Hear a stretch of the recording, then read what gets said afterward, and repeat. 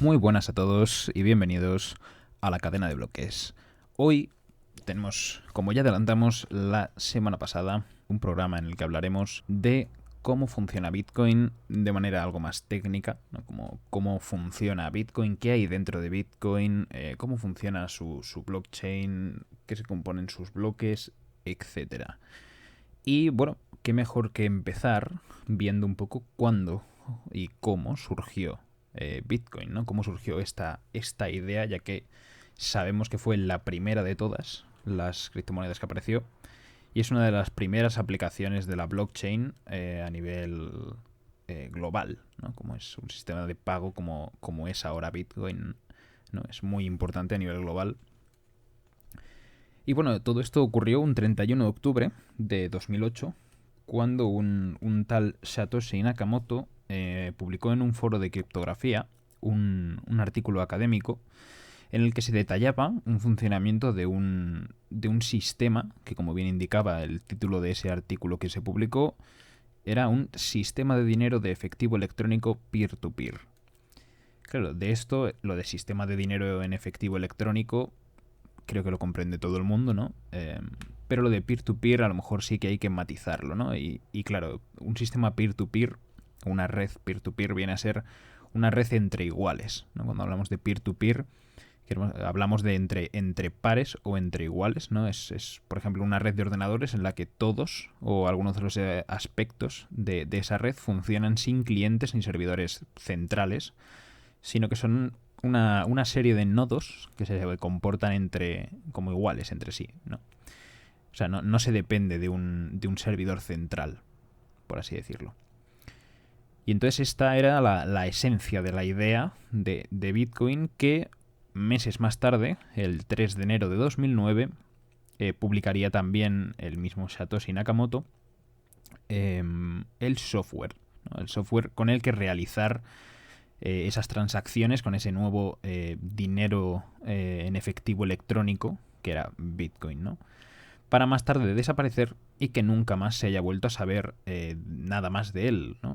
Satoshi, bueno, el origen de Bitcoin con respecto a la figura de Satoshi tiene un montón de controversia, ya que bueno, no se conoce quién es, nunca se ha sabido, y hay muchas personas que incluso opinan que podría llegar a ser un grupo de desarrolladores que publicó esta idea bajo ese seudónimo, o bueno, una persona anónima de la que nunca se va a conocer más que ese seudónimo. No se sabe, es un gran misterio. Y bueno, la verdad es que luego ya en otros programas hablaremos de que es probable o puede ser que sea bueno que eso sea así. Pero volvamos a lo que nos ocupa, ¿no? El sistema peer-to-peer, que en este caso era perfecto para gestionar esta moneda. No necesitaban ningún tipo de centralismo, que era lo que queríamos evitar con Bitcoin. Pero para que todo esto funcionase, claro, alguien tiene que llevar una cuenta, ¿no? Un registro de dónde están los bitcoins o qué transacciones se hacen con ellos, ¿no? Algo así como la antigua cartilla de los bancos, que bueno, ahora está prácticamente en desuso. Eh, pero algo similar, ¿no? Entonces decidieron que este libro maestro, ¿no? de consulta pública, por cierto, en el que se almacenan cada transacción que se ha realizado con Bitcoin, el saldo de todas las billeteras, o sea, de todas las direcciones, perdón, desde el principio hasta día de hoy, todo ese libro era perfecto, o sea, ese libro maestro iba a ser la blockchain. Un libro maestro, una blockchain de consulta pública, en el que todo el mundo pudiese ver qué direcciones tienen qué balances y qué cantidad de Bitcoin se manda de qué dirección a qué dirección, todo de consulta pública. Y esto en principio ya te ha podido chocar porque siempre hablamos de que Bitcoin es anónimo, ¿no? Se habla del anonimato que genera o que te otorga el uso de Bitcoin.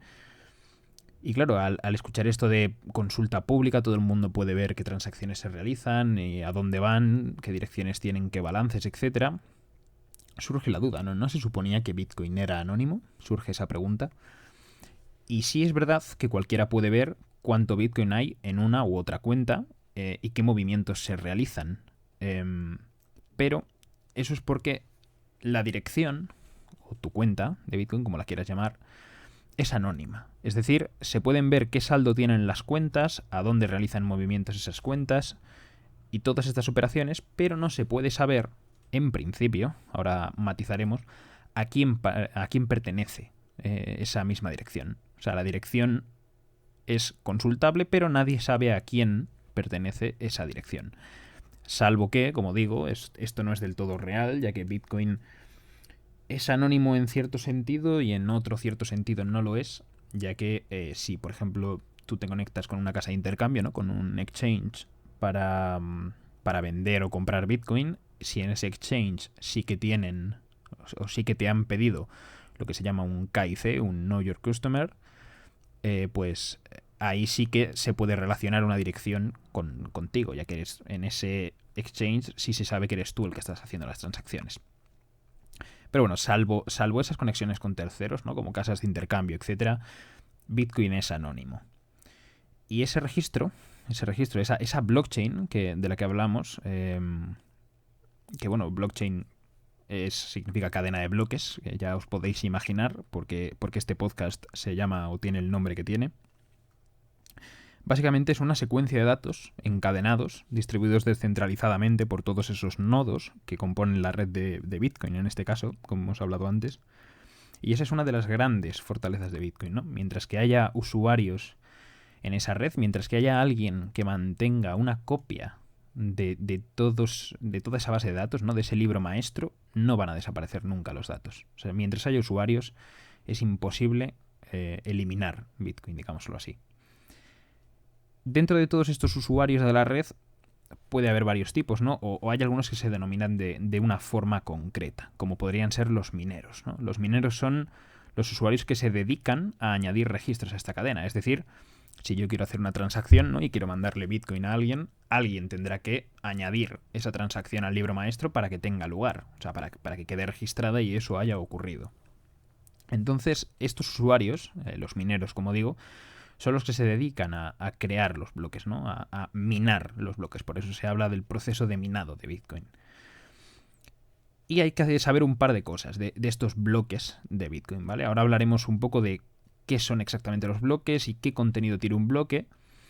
Pero básicamente cuando se crea un bloque, lo primero que hay que saber es que ese bloque se revisa por la comunidad. Es decir, se somete a una especie de votación y si todo está correcto, el bloque es lícito, se añade al registro, se añade a la cadena, a la blockchain y se sigue con el siguiente. Entonces, bueno, ahora, ¿qué son estos bloques exactamente y cuál es su contenido exacto? Básicamente, un bloque de la cadena de Bitcoin es un archivo de texto.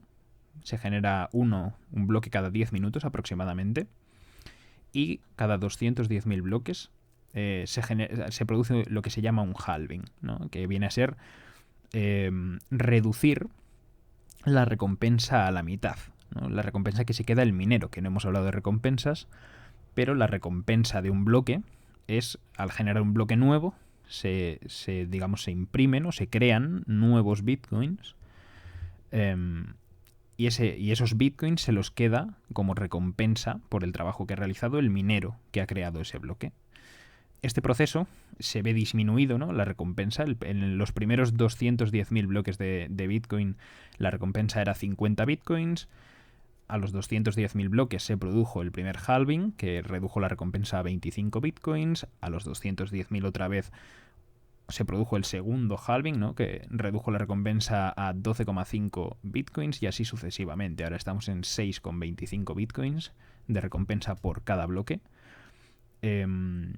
Y esto es importante ya que se sabe exactamente cuál va a ser el supply, ¿no? Como hablamos, o sea, el total de Bitcoin circulante, ya sabemos que van a ser 21 millones.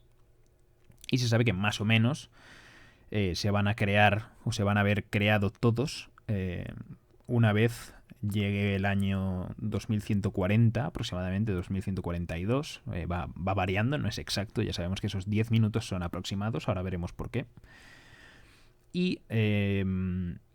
pero una vez terminado ese proceso, no os preocupéis que no es que se quiten los incentivos por minar bloques, sino que, como sabemos, Bitcoin para enviar una transacción hay que pagar una pequeña fee, ¿no? Una pequeña tasa, que es una pequeña porción de Bitcoin, y todas esas pequeñas porciones de Bitcoin de las transacciones que se incluyen en un bloque se añaden a la recompensa de los nuevos Bitcoin generados. Una vez se hayan generado todos los Bitcoin de recompensa y ya no haya, la recompensa por bloque sea 0, lo único que obtendrán los mineros será esas comisiones, esas fees de transacción por minar los bloques. Es decir, nunca dejará de haber recompensa por minar bloques. Ese incentivo seguirá ahí. Y ahora, un bloque, o la parte más importante de un bloque, es su hash. ¿Vale? El hash es un identificador, podríamos decir, es como el nombre de ese bloque, es único, no hay ningún otro bloque con ese hash, con ese identificador o con ese nombre, por así, vamos a llamarlo así, identificador o nombre, para que nos entendamos. Y básicamente el contenido de un bloque consta de 4 partes principales, ¿no? La primera es el hash del bloque anterior, que por eso siempre hablamos del concepto de cadena de bloques, porque están enlazados de esta manera. Un bloque contiene el hash del anterior bloque, el bloque que le precede. Después lleva la fecha y hora de creación del bloque, la transacción recompensa al minero y las transacciones, que como ya saben, bueno, un bloque ocupa aproximadamente 1 mega, o como máximo 1 mega. O sea, este archivo de texto pesa 1 mega en total, o no puede pasarse de 1 mega. Y bueno, aquí se introducen transacciones hasta que sea rellenado ese mega, ¿no? Hasta que ese espacio está completamente ocupado. Son aproximadamente entre 2000 y 2200 transacciones lo que caben en un bloque. Lo que nos deja, si dividimos entre el tiempo de minado de un bloque de Bitcoin, nos deja unas 3 o 4 transacciones por segundo, que ya hablaremos en otro programa sobre distintas soluciones que se le dan a Bitcoin o que se han propuesto en Bitcoin para solucionar este problema de ser una red no demasiado rápida, de hecho bastante lenta, ¿no? 3-4 transacciones por segundo. Al principio está bien, pero una vez hay muchos usuarios y se quieren hacer muchas transacciones en la red, se empieza a quedar algo corto. Pero bueno, como decíamos, el contenido del bloque es el hash del bloque anterior, fecha y hora de creación del mismo, transacciones de recompensa al minero, las transacciones que se incluyen en el bloque y un número, ¿vale? Al final del bloque hay un número, que ahora hablaremos de él porque es un número especial. Pero hasta ahora te han podido surgir ya un par de preguntas, ¿no? Un par de preguntas que puedes estar preguntándome, pero Diego, ¿por qué cada 10 minutos, ¿no? ¿Por qué un bloque se crea cada 10 minutos? ¿Por qué no cada 2 o cada 5 o cada 20?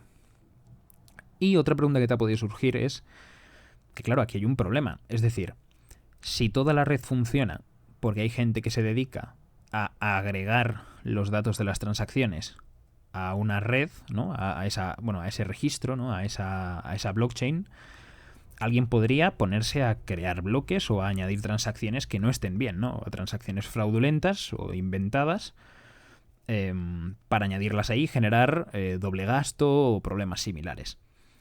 Pero para esto hay una solución para los dos problemas en general, o en respuesta a los 10 minutos y a este problema de generar transacciones o bloques fraudulentos, hay un problema que es, o sea, una solución, perdón, que es las prueba de trabajo.